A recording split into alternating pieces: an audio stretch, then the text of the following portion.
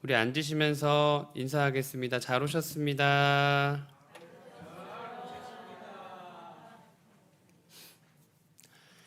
감사합니다. 오늘은 사순절 둘째 주일로 지키고 있습니다. 우리 기억을 한번 더듬어 볼까요? 2주 전에는 하나님의 계획하심에 대해서 말씀을 나눴고요. 지난주에는 하나님이 우리에게 허락하신 경륜, 그것이 있기에 우리가 살아있다라고 말씀을 나눴습니다. 즉 계속해서 세상을 바라보는 시선에 대한 이야기를 하고 있습니다. 그래서 오늘은 세상을 바라보는 시각을 온전히 나누어 보려고 합니다. 이름하여 은혜의 관점으로 다시 바라보기입니다. 오늘 제목 은혜의 관점에서 다시 바라보세요로 다시 한번 우리 인사하도록 하겠습니다. 시작. 은혜의 관점에서 다시 바라보세요. 네. 제가 지금 잠깐 나갔다가 들어올 거거든요. 네. 한 5초 걸릴 겁니다. 잠시만요.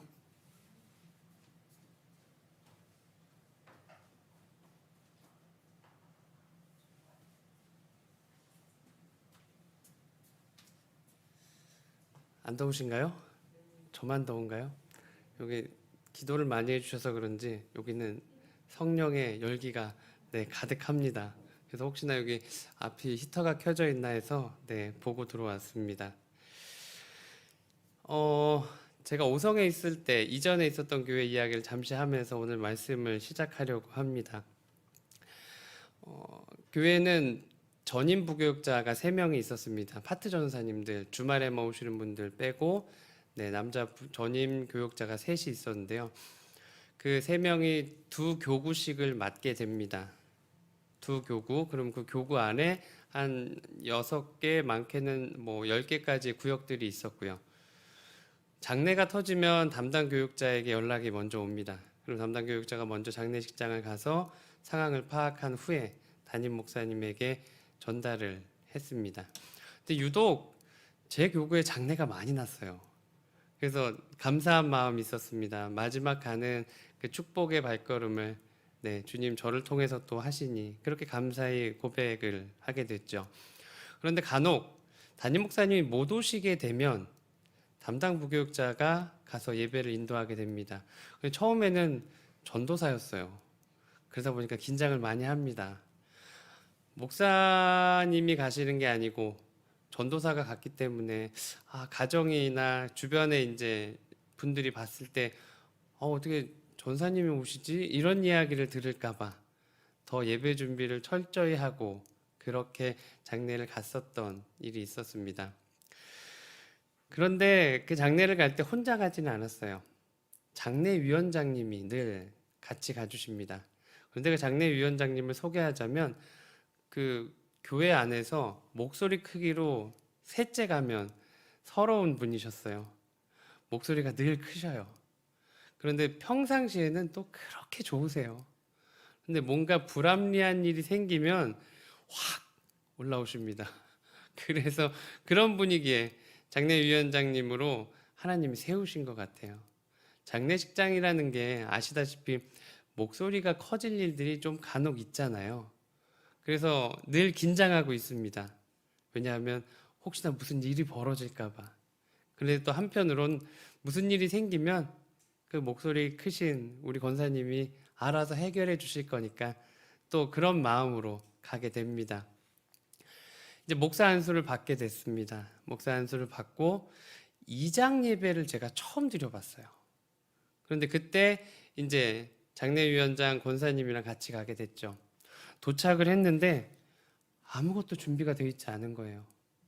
권사님이 기분이 안 좋아지셨어요. 왜냐하면 우리 목사님을 모시고 갔는데 땅도 안 파나 있고 아무것도 준비가 안 돼 있으니까 또 이제 목소리가 점점 커지십니다. 하지만 또 은혜 가운데 예배를 드릴 수 있게 됐어요. 그런데 문제는 이제 사건이 벌어집니다. 늦게나마 차가 한 대 왔는데요. 버스에서 동네 어르신들이 내리기 시작하신 거예요. 그래서 저희는 이제 위패를 놓고 이제 예배 준비를 했는데 갑자기 내리시더니 제사 준비를 하시는 거예요, 옆에다가. 제가 뭐 얼마나 경험이 있었겠어요. 없죠. 이걸 어떻게 해야 되나. 그런데 우리 그 장례위원장 권사님께서 상 내려놓는 걸 다 밀어놓으시더니 그 많은 어르신들을 앞에 두고 1대 다수로 싸움을 시작하십니다. 와, 저는 가운도 들고 있고 뭐 장갑도 끼고 있고 막 가서 말릴 타이밍을 보고 있는 거죠. 손만 올라가면 가서 말려야겠다. 그런데 다행히 말로 싸우시더라고요. 근데 내용이 너무나 유아적이에요. 너 몇 살이야? 너 이 동네 몇 년 살았어? 너 누구 알아? 몰라? 내용은 그런데 상황은 막 언제 터질지 모르는 상황이었어요. 그런데 그때 어르신 중에 한 분이 손가락질을 하면서 물어보십니다. 당신이 누군데 우리 집안 이장 이 순서에 이래라 저래라 하는 거야. 근데 그게 싹 들렸어요. 사람들이 다 조용해집니다. 그래, 우리 다 듣자. 저 사람이 과연 누굴까? 그런데 그때 우리 권사님이 이거 있으시죠? 이거 팔 걷고 이야기하시는 거예요. 팔을 딱 걷어 붙이시더니 오송교회 장례위원장이라고. 제가 얼굴이 빨개졌어요. 아, 저걸 저렇게 당당하게 이야기하실까? 그런데 재미난 일이 벌어집니다. 사람들이 인정하기 시작했어요. 장례위원장이래. 장례위원장이래. 그러면 우린 제사를 어떻게 드리면 될까요? 오히려 물어보시더라고요. 권사님 이야기하십니다. 안 보이는 저쪽에다가 차리라고. 정말로 보이지 않는 언덕 밑에다가 제사상을 차리셨어요. 그리고 그 제사상을 차리러 가는 그들 뒤에다가 대고 이야기하십니다. 예배에다 드리고 제사 드려라. 근데 그분들이 알겠습니다 하고 예배도 다 같이 드리고 예배도 드린 후에 저 밑에 보이지 않는 곳에서 제사를 드리시더라고요. 너무 감사했습니다. 너무 감사했어요. 이런 상황을 처해 본 적도 없었는데 예배를 드려야 되는 경건의 시간 앞에서 싸움은 벌어지고 주님 어떻게 해야 되겠습니까? 근데 하나님은 이미 계획해 놓으셨더라고요. 그 목소리 크신 분, 저는 얼굴이 빨개질 고백이었지만 그분은 당당하게 이야기하셨어요. 내가 오성교회 장례위원장이야. 여러분들 중에 누군가는 그렇게 이야기하실 수 있었던 거죠. 내가 갈릴리 교회 장례위원장이야. 이야기하고 나니 그의 그 당당함 앞에 사람들은 순종하게 되었습니다. 주님 감사합니다. 이미 주님 준비해 주셨군요. 그리고 또 하나 감사하게 되는 건 평생을 살면서 예배 한번 드려보지 않은 그 지역의 어른들이 예배를 드리신 겁니다. 이 예배라는 게 죽은 영혼을 하나님께 바치는 아주 좋은 거구나.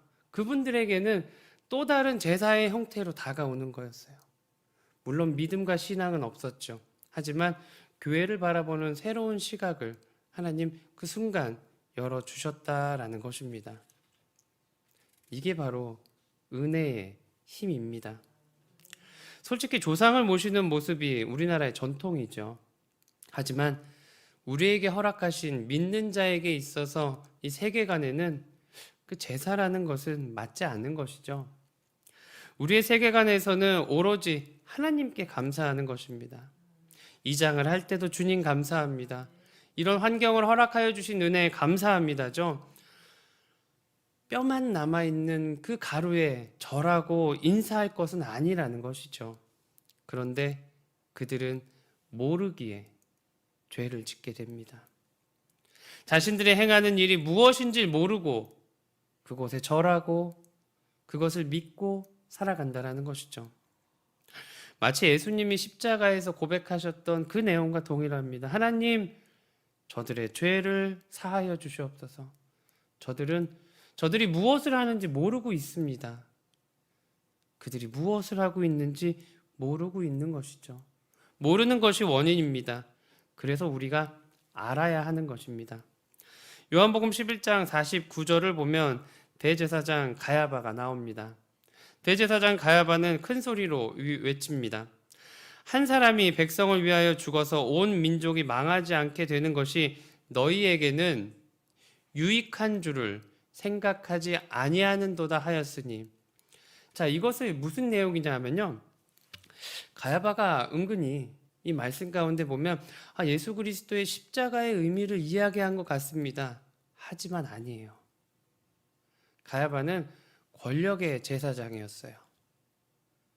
이 상태로 예수 그리스도를 두면 예수 그리스도를 믿는 사람들이 많아질 거야.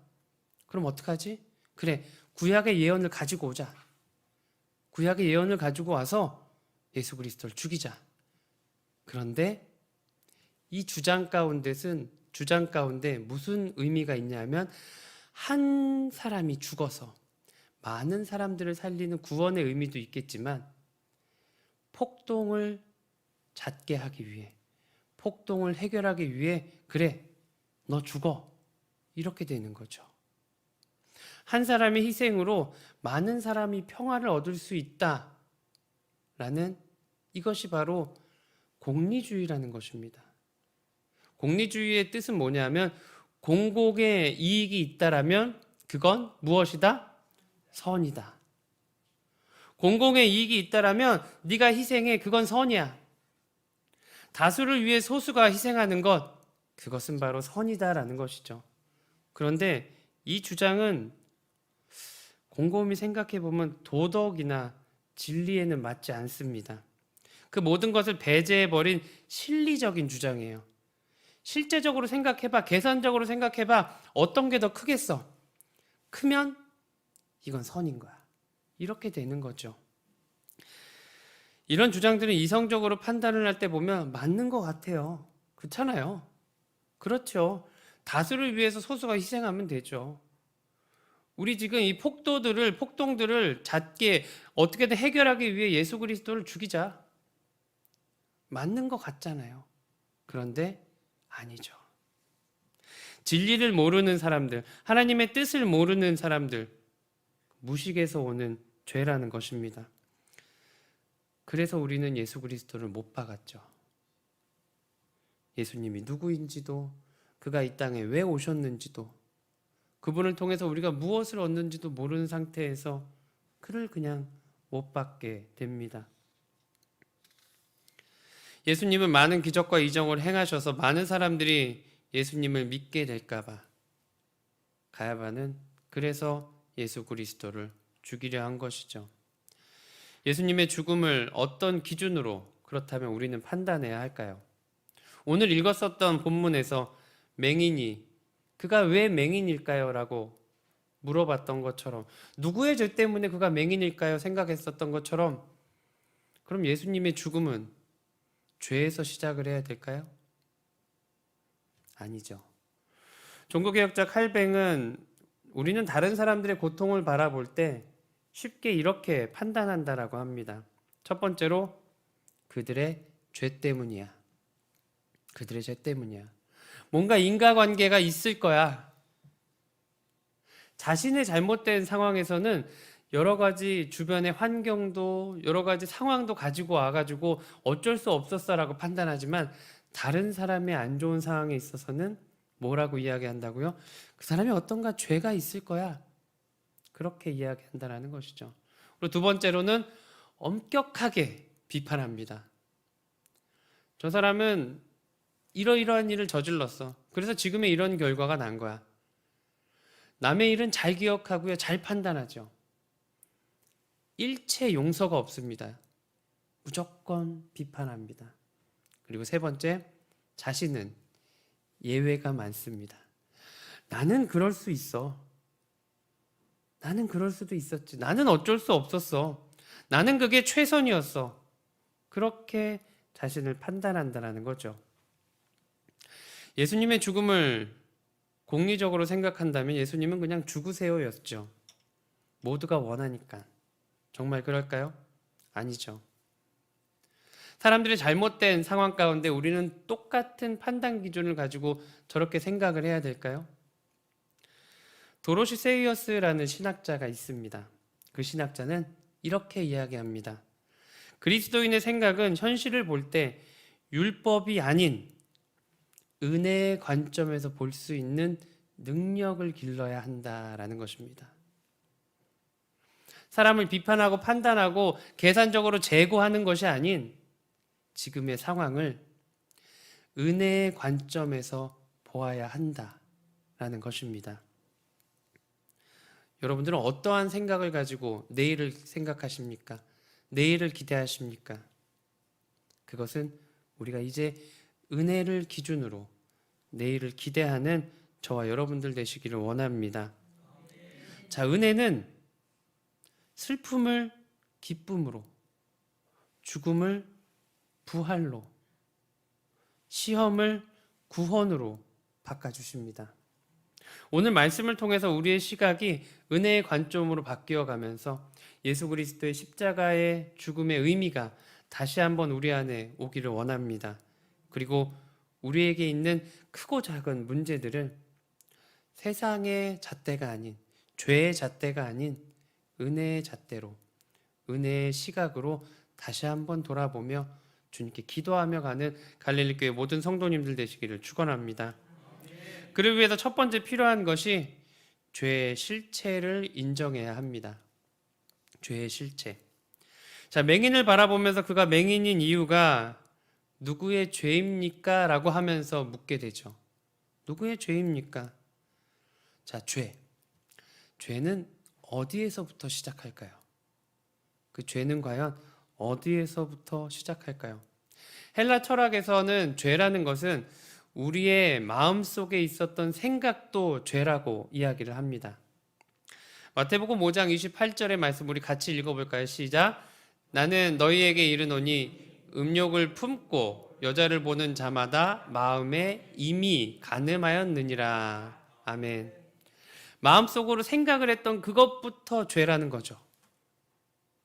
마음으로 생각했었던 그것에서부터 죄가 시작한다라는 것입니다. 그런데 그 생각은 거기서 멈추지 않죠. 생각은 다른 생각을 만들어냅니다. 더 큰 생각. 그리고 더 큰 생각을 만들면서 점점 무엇을 계획하냐 하면 그 나쁜 것을 실천하기 위한 계획을 우리 안에서 계속해서 세우게 됩니다. 그리고 기회가 될 때 실천하죠. 그래서 죄는 실체가 있습니다. 바로 우리의 행동을 말합니다. 죄는 결코 감상이나 관념이 아닙니다. 죄는 우리의 마음에서 드러나게 됩니다. 우리의 삶으로 드러나게 됩니다. 그 과정은 죄는 우리의 영혼 안에서 선한 생각과 계속해서 싸우게 됩니다. 자, 그런데 은혜 가운데 선함이 이겨요. 선함이 이기는 가운데 우리는 그 다음에 어떤 행동을 하냐 하면 회개라는 것을 합니다. 주님, 제가 잘못된 생각을 한 것 같습니다. 죄송합니다. 그럼 얼마나 좋아요? 보통 무엇이 늘 이길까요? 죄라는 것이 우리를 늘 이겨갑니다. 왜냐하면 죄는 엄청난 힘을 가지고 있어요. 죄악으로 인해서 두려움이 우리의 마음에 오죠. 기억하십니까? 나쁜 짓 하나 뭔가를 하려고 할 때 심장부터 두근두근 뛰죠. 이거 하다 걸리면 어떡하지? 그런데 그 두려움을 극복하게 합니다. 뭐가요? 죄가요. 죄는 그 두려움을 극복하게 해요. 왜냐하면 그걸 해야 되기 때문에. 그리고 그 죄를 짓는 가정에 근심 걱정이 흘러 들어오죠. 그런데 그 근심 걱정을 이겨냅니다. 세상에 질서가 있는데 그 질서를 무너뜨릴 힘이 죄에게는 있습니다.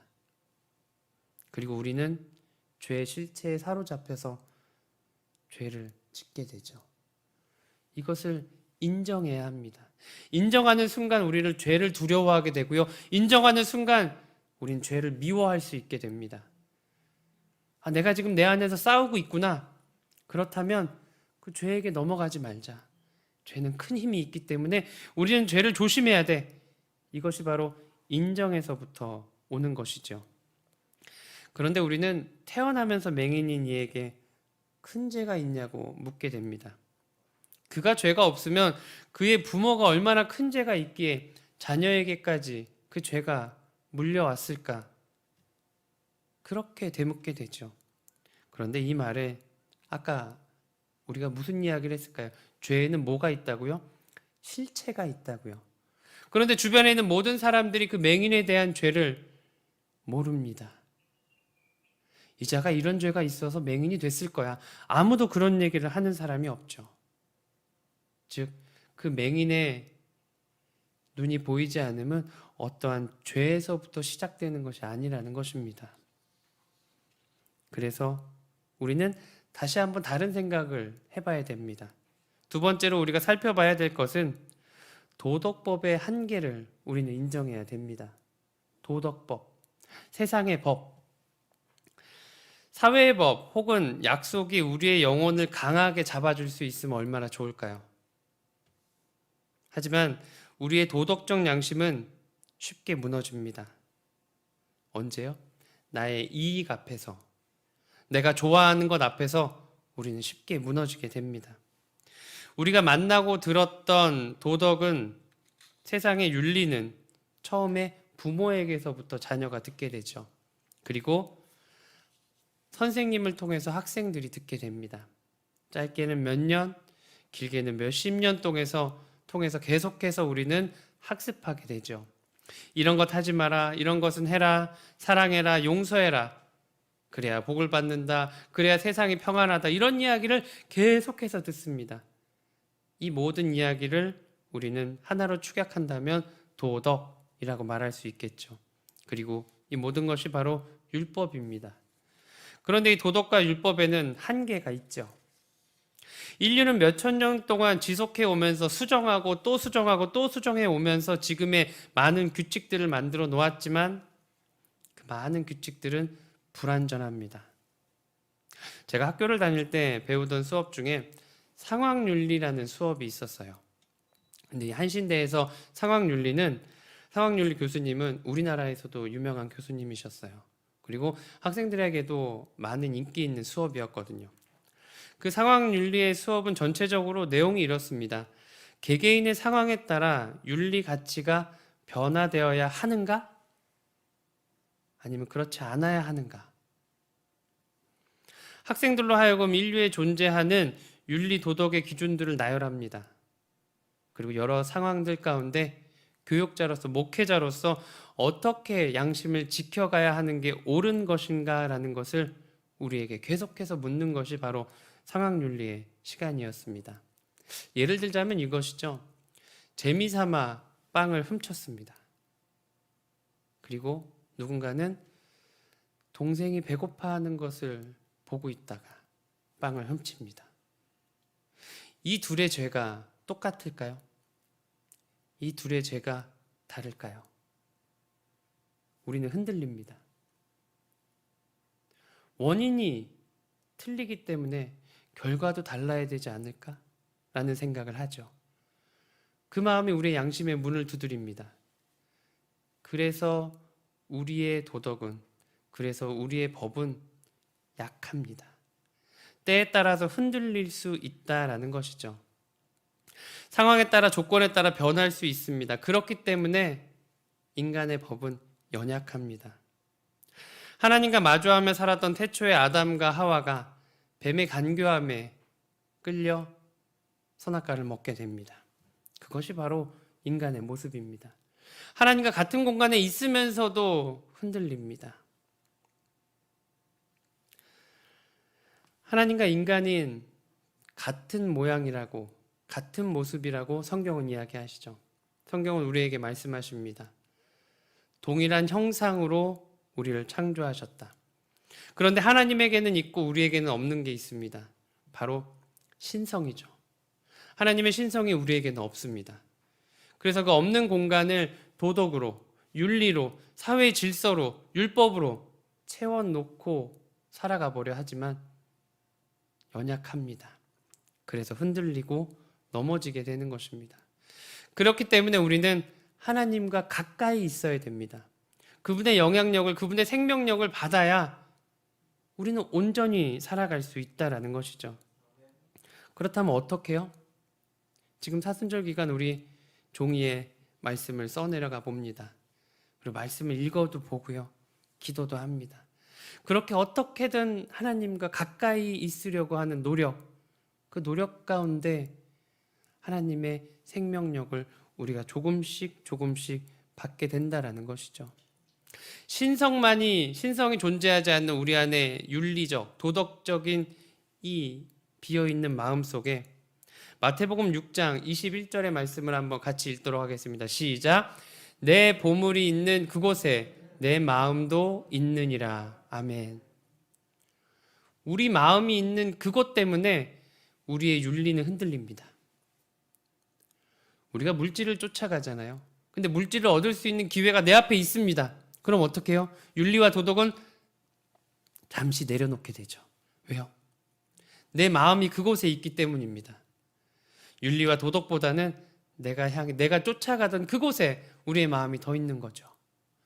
그래, 물질은 또 그럴 수 있다가 생각을 해보시죠. 자, 건강입니다. 지금 몸이 아파요.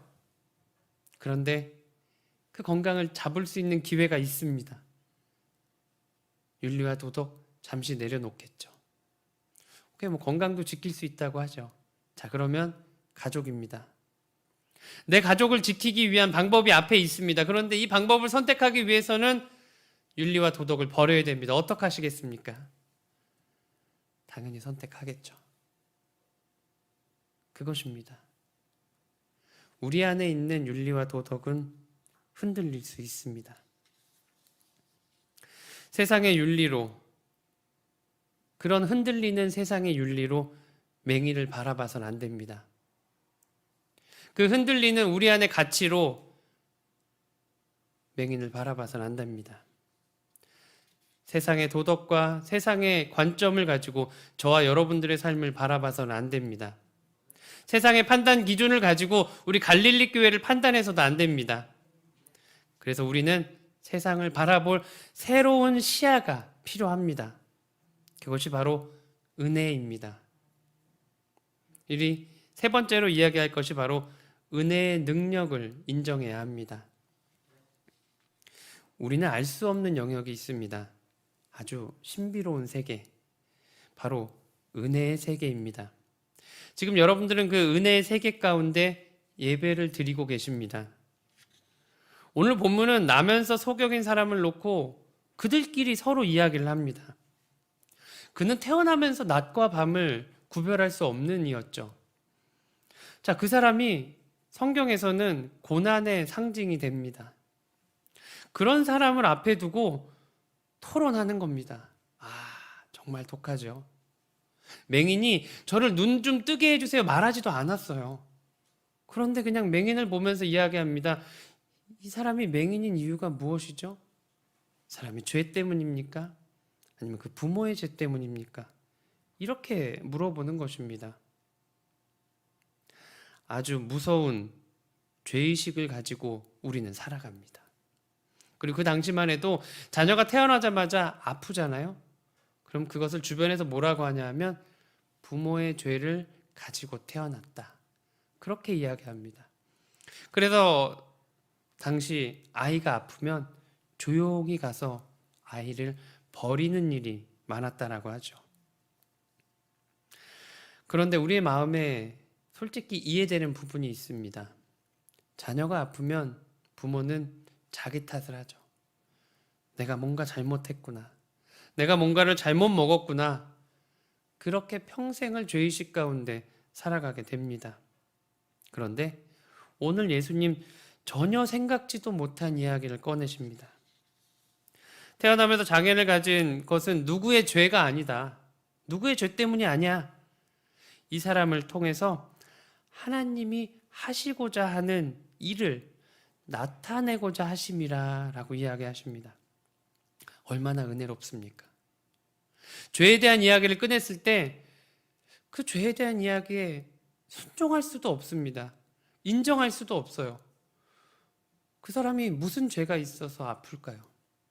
그 부모는 무슨 엄청난 죄를 졌기에 자녀가 아플까요? 그것을 인정할 수 없죠. 그런데 오늘 예수님, 그자의 죄 때문이 아닌, 그 부모의 죄 때문이 아닌, 이제 봐라. 하나님이 저 육신을 통해서 하실 일이 있단다. 그를 위해 저를 저렇게 만들어 놓으셨단다라는 것이죠. 이 사람의 존재가 바로 하나님의 사역 현장이 되는 것입니다. 하나님의 사역은 지난주에 말씀을 나눴던 하나님의 경륜 속에서 풀어가면 됩니다. 골로새서 1장 25절의 말씀 우리 같이 읽도록 하겠습니다. 시작. 내가 교회의 일꾼 된 것은 하나님이 너희를 위하여 내게 주신 직분을 따라 하나님의 말씀을 이루려 함이니라. 아멘. 하나님의 말씀을 이루려 함이라. 저 말씀을 이룬다는 게 바로 경륜입니다. 하나님의 계획하심, 하나님의 준비하심을 이루려 함이라. 그것이 바로 경륜이고요.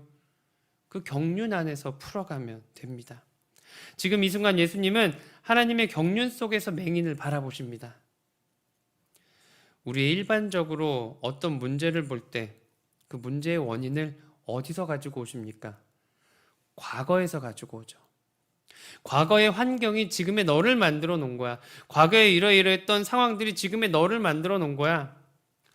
현대의 심리학자들은 모두 다 그렇게 이야기합니다. 꼭 과거로 돌아가서 그 과거의 기억에 시비를 걸어야 직성이 풀리는 것이 현대의 심리학이라는 것이죠. 그러나 오늘 예수님은 그렇게 하지 않으셨습니다. 과거를 묻지 않으셨어요. 그리고 무엇을 바라봅니까? 미래를 보십니다. 하나님은 이제 하나님이 계획하신 미래를 예수님은 바라보십니다. 꼭 우리의 어제의 죄를 오늘 묻지 않으시는 것 같이 너의 과거는 중요하지 않아. 이제 너의 미래가 중요한 거야. 너를 통해서 하나님이 하실 미래, 그것이 중요한 것이란다. 지금의 너의 어려움은 과거의 어떤 잘못이 아니야. 이제 봐봐. 하나님이 너를 선택하시고 너를 통해서 일하실 거야. 그 일하시는 거를 주변의 사람들이 바라보며 하나님이 살아계심을 이제 알 것이야. 그렇게 너는 하나님께 영광 돌리면 되는 것이야. 그것이 바로 은혜의 관점입니다. 은혜의 관점은 새로운 기회입니다. 은혜의 관점은 창조적인 기회이고요. 선교의 기회입니다. 하나님의 영광을 위한 기회로 승화시켜서 우리에게 예수님은 설명해 주십니다. 이제 이 맹인은 예수님을 만나게 되죠. 자, 그런데 과연 이 맹인이 아니었다라면 예수님을 만날 수 있었을까요? 하나님이 계획하신 경륜 안에서 과연 이 맹인은 살아갈 수 있었을까요? 아니죠. 시각장애인으로 살아가며 겪게 되는 고난, 그 어려움 가운데 이는 예수 그리스도를 만나게 된 것입니다. 하나님이 그렇게 그를 인도하신 것이죠. 이제 예수님은 진흙을 이겨서 눈에 발라주십니다. 예수님의 침과 함께요. 우리 같았으면 뭐라고 할까요? 내가 지금 앞을 안 보인다고 더럽게 침을 뱉어갖고 진흙을 묻히냐? 나를 지금 바보로 아는 거냐? 그렇게 얘기할 수도 있죠. 하지만 맹인은 가만히 있습니다. 얼마나 눈이 따가웠을까요? 눈에 조금의 먼지만 들어와도 눈물이 나고 따가운데 진흙을 손으로 빚어서 눈에 바릅니다. 얼마나 따가웠을까요? 그런데 맹인은 참고 견딥니다. 그리고 예수님 이야기하시죠. 실로암에 가서 씻으라라고요. 한 2, 3km가 떨어져 있는 공간이라고 합니다. 맹인은 지팡이를 들고 그렇게 갔겠죠. 2, 3km의 거리를요. 그렇게 걸어가다가 속으로 무슨 생각할까요? 내가 별짓을 다 하는구나. 솔직히 어렸을 때 눈 보이게 하기 위해서 여러 가지 것들을 다 했는데 흙에다가 침 뱉고 그거 눈에다 발라서 날 것이었으면 이미 나 예전에 났을 텐데 이런 생각 안 했을까요? 그냥 집으로 돌아갈까? 그런데 오늘 맹인은 끝까지 그 길을 갑니다. 끝까지 그 길을 가서 끝내 앞을 바라보죠. 그가 그렇게 끝까지 갈 수 있었던 이유는 무엇이었을까요? 하나님의 따뜻한 경륜을 느끼게 됩니다. 이게 그냥 하는 것이 아니구나. 하나님의 계획하심이 있었구나. 그 따뜻한 경륜을 느끼기에 그 길을 걸어갈 수 있게 됩니다. 과거에 있었던 그 어떠한 일과는 뭐 다른 상황은 아닙니다. 동일합니다. 하지만 나에게 느껴지는 영적인 힘이 있습니다. 오늘 맹인은 그 힘에 의지해서 그 따뜻한 하나님의 경륜을 믿고 그 길을 걸어갑니다. 그리고 연못의 물로 눈을 닦자 세상이 밝아 보입니다. 이제 세상을 볼 수 있게 됐습니다. 오늘 예배를 끝나고 집으로 가는 길에 갑자기 불현듯 내 마음속에 생각난 이름 석자. 우리 가정에서 내가 그렇게 10년, 20년 기도했는데 주님 앞으로 나오지 않는 영혼들. 그런데 그게 오늘따라 안타깝게 느껴집니다. 그렇다면 오늘 맹인과 같이 순종해 보시기 바랍니다. 아무개야, 잘 살고 있어? 아들아, 딸아, 어머니, 아버지, 할머니, 할아버지, 다음 주에는 우리 같이 교회 드리러 가요. 그 따뜻함이 있었기에 맹인은 갈 수 있었습니다. 하나님이 함께 해주신 경륜의 경험, 느낌이 있었기에, 영적으로 느끼고 있었기에 그 길을 갈 수 있었던 것이죠. 혹시 갈릴리 교회 모든 성도님들에게 오늘 그 따뜻한 경륜이 느껴진다면 순종하고 가보시기 바랍니다. 그 모든 상황은 하나님께서 내일을 위해 오늘을 준비시켜 주신 것이기 때문입니다. 이제 맹인은 앞을 보죠. 나면서 맹인인 자신을 통해서 하나님께 영광을 돌리게 됩니다. 주님 감사합니다. 내가 이제 앞을 봅니다. 이렇게 영광을 돌리는 것이죠. 맹인과 우리의 삶의 실패들이 여러분들의 죄 때문이 아닙니다. 이제 누구의 잘못이냐고 물어볼 필요가 없습니다. 이제 우리가 바라볼 것은 과거가 아닌 하나님이 펼쳐주실 내일이기 때문입니다. 지금 우리 갈릴리 교회 내일을 바라보시기를 주님의 이름으로 축원합니다. 지금 여러분들의 삶에 과거에서 헤매이고 계시는 분들 계십니까?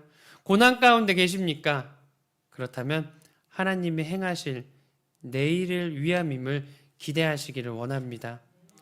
하나님의 경륜에 내가 은혜 가운데 살아가고 있구나. 더 큰 내일, 더 감사의 내일, 더 기쁜 내일로 우리는 하나님께 영광 돌리게 될 것입니다. 우리 갈릴리 교회도 동일합니다. 주변에 빈자리들이 보이시죠?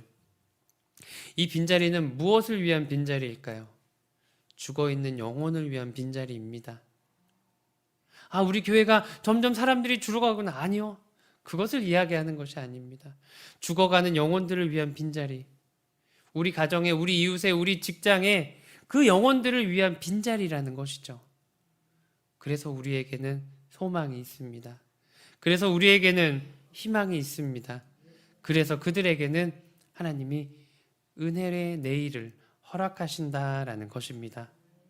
이제 하나님의 은혜로 이곳의 많은 영혼들을 통해서 갈릴리 교회가 하나님께 영광 돌리게 됩니다. 그리고 저와 여러분들은 하나님의 그 경륜 가운데 그 따뜻한 경륜을 느끼면서 실천하며 살아갈 것입니다. 이제 우리의 이성은 내려놓을 시간입니다. 우리의 얼마 되지 않는 삶의 경험은 내려놓으시고요. 하나님의 은혜를 우리의 내일로 기대하며 살아가기를 원합니다. 하나님이 준비하신 내일을 바라보는 저와 여러분들 되기를 원합니다. 이제 우리는 은혜에 대한 관점으로 세상을 바라볼 것입니다. 예수 그리스도가 십자가를 지신 것은 우리의 구원을 위함이었죠. 내일을 위해서 십자가를 지신 것입니다. 내일의 승리를 위해서 오늘의 고난을 준비하신 것입니다. 그리고 내일의 기쁨을 통해서 하나님께 우리는 영광 돌리는 것입니다. 이번 한 주간 하나님의 은혜 가운데 하나님 우리에게 허락하신 내일의 희망을 가지고 은혜 가운데 살아가시는 저와 여러분들 되시기를 원합니다. 내 안에 따뜻한 경륜이 느껴진다면 순종하면서 그 길을 걸어가시기를 원합니다. 어제의 실패가 아닌 내일의 계획하심, 주님이 나와 함께 하시는 은혜의 관점으로 세상을 바라보시고요. 그 바라보시는 결과 달라진 은혜를 가지고 여기 갈릴리 교회 이곳에서 저와 함께 나누어 주시기를 원합니다. 주님이 저를 이렇게 해주셨습니다. 은혜의 관점으로 세상을 바라보는 우리들 되기를 원합니다. 기도하시겠습니다. 사랑해 주님.